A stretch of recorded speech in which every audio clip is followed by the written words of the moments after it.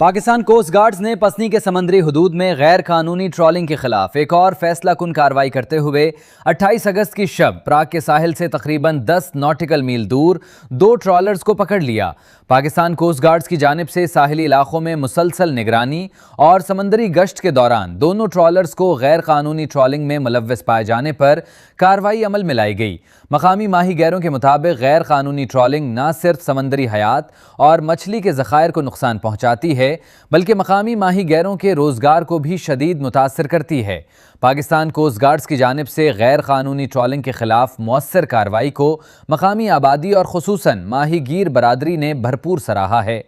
ماہی گیر برادری نے کہا کہ پاکستان کوسٹ گارڈز کی سمندری حدود میں مؤثر نگرانی اور بروقت کارروائی سے مقامی ماہی گیروں میں تحفظ کا احساس پیدا ہوا ہے اور انہیں امید ہے کہ مستقبل میں بھی غیر قانونی ٹرالنگ کے خلاف کارروائیوں کا سلسلہ جاری رہے گا۔ مقامی افراد اور ماہی گیروں نے پاکستان کوسٹ گارڈز کے جوانوں کو خراج تحسین پیش کرتے ہوئے کہا کہ ساحل اور سمندری وسائل کے تحفظ کے لیے کوسٹ گارڈز کی خدمات قابل ستائش ہیں۔